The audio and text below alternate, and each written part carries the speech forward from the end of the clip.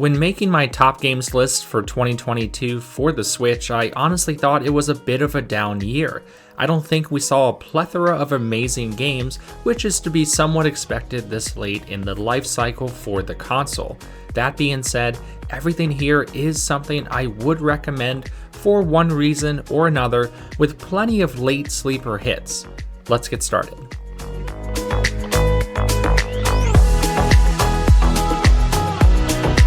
It Takes Two, the incredible co-op-only platforming game from Hazelight Studios, was ported over to the Switch this year. This would shoot right up to the top of my list, but it already won Game of the Year for me on Xbox last year, so I thought it would be a little unfair to double dip. Still, this is a must-own experience that is right at home on the Switch and features a complimentary online Friends Pass for anyone who doesn't have the ability to play locally in co-op.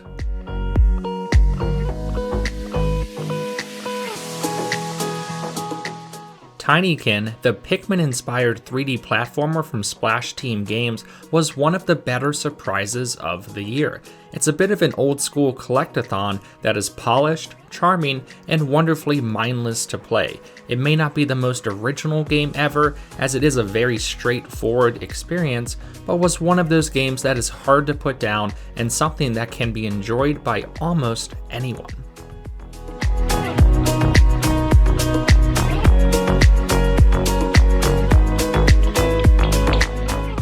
I am too young to have played the original Klonoa games when they released in the 90s and early 2000s, but I enjoyed this remaster of the originals. The game reminds me of some of the old school Kirby games, with mechanics that were different enough and engaging enough to separate it from a super long list of 2D platforming games. Definitely check it out on the Switch if you get the chance.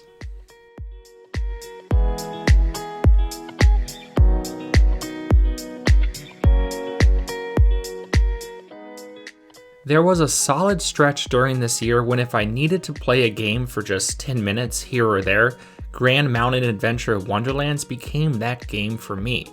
It's an incredibly chill experience that has enough content to keep you coming back. Not to mention, the arcade sports genre in general can be full of low-budget mobile ports, and this is not that at all. The game makes it feel like you're playing with a virtual snow globe, and check out my review for more on this one.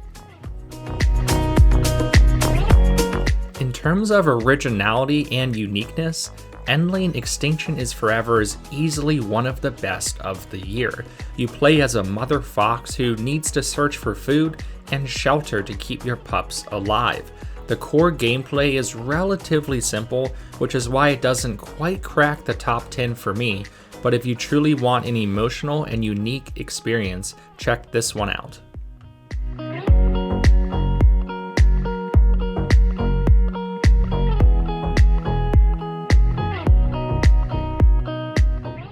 Yomawari, Lost in the Dark is the third game in this light horror series, but also the first I've ever played or even heard of if I'm being honest. The gameplay is on the lighter side in terms of depth, with most of your time being spent exploring the universe, but the presentation and art is second to none.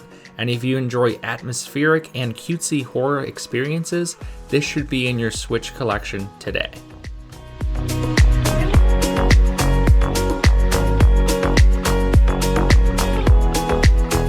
I'm not a huge fan of beat-em-up style games. I find them to be all too similar, repetitive, and frustrating. For whatever reason, Teenage Mutant Ninja Turtles Shredder's Revenge transcended the genre for me. Featuring up to 6-player local and online support, the game manages to modernize the genre enough to be fun for everyone, and the TMNT theming is great for anyone who grew up with these characters, coming in at number 9 on my list. One of my most played console games of all time was LEGO Star Wars: The Complete Collection, a game that released 2 console cycles ago. The latest entry, Skywalker Saga, puts a nice modern bow on the entire experience, retains the co-op, and creates a sandbox-style adventure that you can probably sink almost 100 hours into if you wanted to explore every single nook and cranny it has to offer.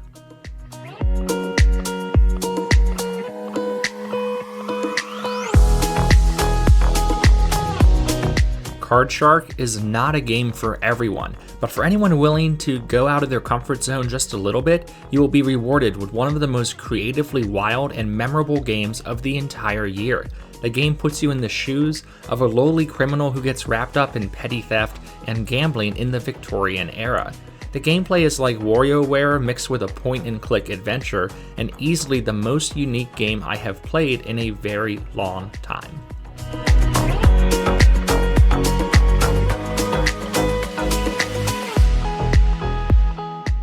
At number 6, Nobody Saves the World is an action RPG that released early in the year, but is not a game that anyone should forget about. Featuring both local and online co-op, you will explore a vast overworld full of dungeons to play through, the biggest catch being all the various creatures you can turn into to level up and defeat enemies.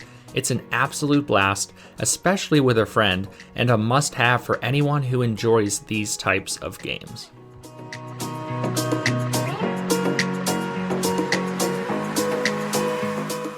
As the year has gone on, I've looked back at my time with Grow Song of the Evertree more fondly. It isn't a perfect game and technically came out at the very end of 2021, but I just love the gameplay loop of managing and building towns mixed with some gardening and unique alchemy mechanics. It really is starting to feel like an underrated game across the board, featuring dozens of hours of gameplay and one that deserves more attention. Check out my full review for more information on this one.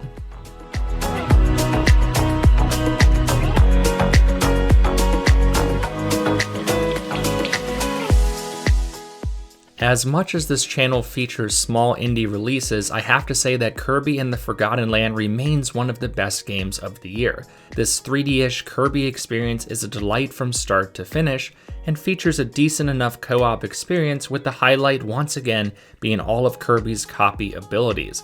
It might be a little overpriced for what it is, and I wish Kirby's Dream Buffet was included with this game, but is still one of the most fun and polished games of 2022.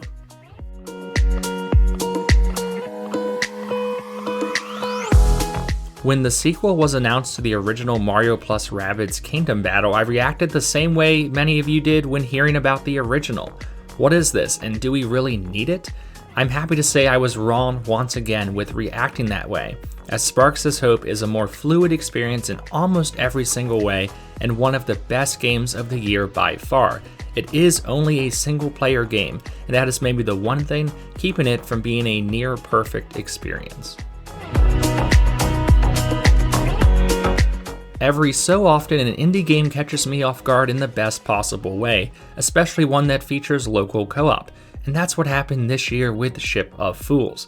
I've covered the game a good amount already on my channel, but the charming quality, hilarious co-op gameplay, art, and music all combine to be one of the most memorable experiences of the year. Check out my full review and the interview with the game's composer posted a few weeks ago on this channel. It's a must-own experience for any Switch owner out there.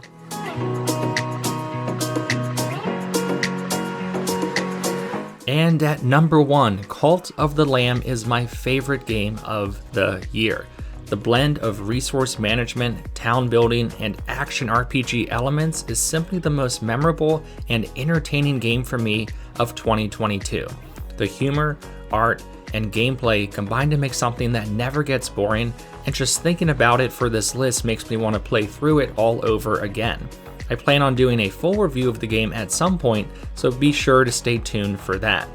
I will say, despite being my game of the year, the Switch version of the game performs noticeably worse compared to other platforms, so if you have a chance to play it on Xbox or PC, perhaps opt for those versions.